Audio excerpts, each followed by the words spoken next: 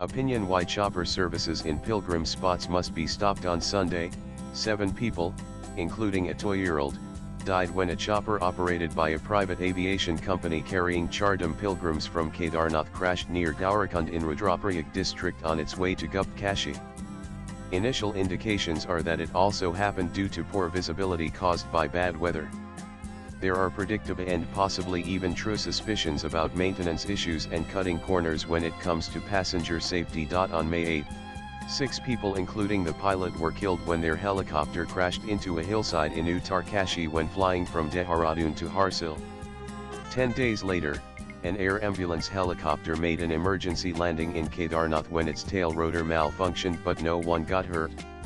On June 7, a chopper carrying 5 people from Rudraprayag to Kedarnath in Uttarakhand had a technical snag during takeoff but managed to land safely on a highway. It is not surprising that the Uttarakhand Chief Minister has halted all helicopter services in the state for 2 days. However, what he said raises fresh concerns. He asked the state's chief secretary to form an expert panel to prepare a standard operating procedure mandating thorough technical checks of helicopters and taking updated weather information before every flight. This implies that these basic safety procedures are not generally conducted. That suspicion is borne out by information emerging that the ill-fated flight happened before the time slot allotted to that chopper service, indicating that the owners were probably running extra services off the register. As there are over 300 scheduled flights around that area during peak Chardham Yatra season, the temptation to squeeze in a few more beyond official hours is high. And if the area has no ATC or radar systems, weather changes can prove deadly. Last October, the Chief Election Commissioner and 3 other officials and the pilot had a close shave when their helicopter had to make an emergency landing near Munsiyari in Uttarakhand en route to the Milam Glacier because of a sudden weather deterioration. Exactly 2 years before that, in 2022, another chopper belonging to the same company whose helicopter crashed on Sunday also came down 2 km from Kedarnath, killing 6 passengers and the pilot. So, can rigorous checks really ensure safety when India's first Chief of Defence Staff General Bipin Rawat and 13 others died in a crash in the Nilgiri Hills 2021? They were aboard a Mi-17 Indian Air Force helicopter, not one operated by a private company.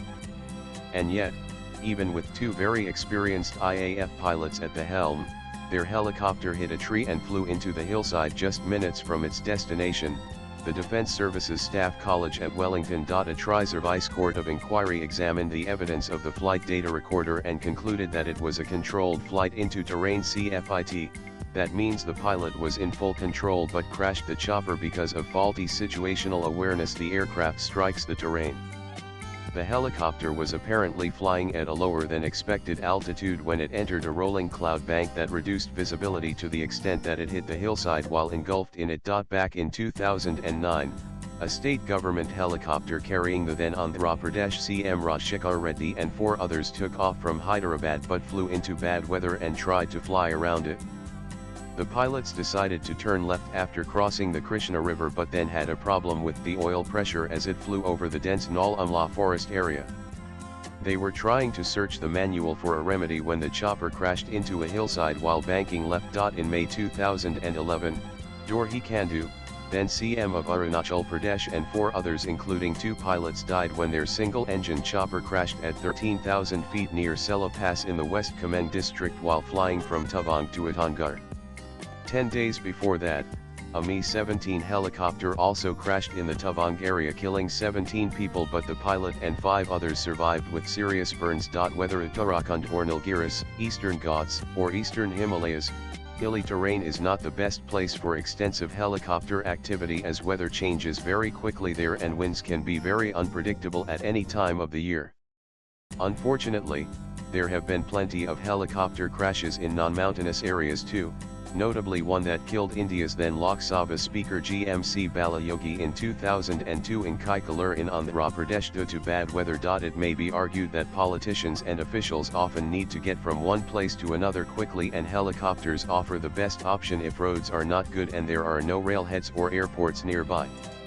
But the same constraint cannot be applicable to pilgrims and tourists who comprise the bulk of people using this precarious mode of transport today. There must be rationalization of usage in the name of safety, even if accessibility is a tourism mantra now. The crux of the dilemma is the conflation of pilgrimage with tourism, manifest in the oxymoronic phrase spiritual tourism, because both involve travel. But the purposes of both are utterly different. Spiritual by definition cannot be materialistic, it is about purifying the soul and attaining enlightenment. Tourism is primarily to gratify the five senses, and there is nothing wrong with that.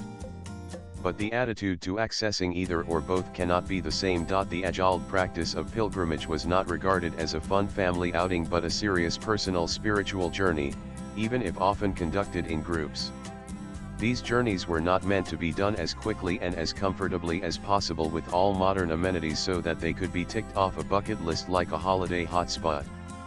In fact, temples like Guruvayur and Sabrimala still prescribe mental and physical preparations, including austerities for pilgrims. Just because Chardam and many other pilgrimage destinations are in beautiful locales does not mean they should be treated like tourism spots that seek to make their customers happy with conveniences from free airport transfers to heated pools. Pilgrimages are a sacred journey, where exertion to arrive at the presence of the Almighty is expected of devotees of many faiths, like undertaking Hajj to Mecca or walking to Santiago de Compostela in Spain. Unlike many faiths, there is no extra merit in going on a pilgrimage. For Hindus it is a personal choice. But it is not meant to be an easy choice, to be fitted into a holiday itinerary and cushioned with whatever comforts money can buy for the journey. Devotion rather than wallets are the prerequisite, and the authorities need to lay down rules of conduct, if the sacredness of pilgrimages are to be maintained as well as the safety of both people and the holy locations. The states in which popular high-altitude pilgrimage spots are located particularly need to take some tough decisions, as the numbers will continue to rise, putting pressure on infrastructure in an ecologically fragile and climatically unpredictable area. The number of people who take helicopters are a fraction of those who go by rodent vehicles and then on foot or hooves, and hence limiting such chopper services to emergency evacuations must be considered. Swipe left for next video. Before the advent of helicopters, did devotees not make it to remote pilgrimage spots? Ensuring private helicopters are not taking dangerous liberties with the rules is next to impossible, given our Indian propensity to cut corners. However, good roads, adequate rest and recuperation facilities, efficient hospitals, and provision for wheelchairs should enable thousands of pilgrims to make it to these places and provide many more jobs for locals too. The author is a freelance writer. Views expressed in the above piece are personal and solely those of the author. They do not necessarily reflect News 18's views. Latest blogs.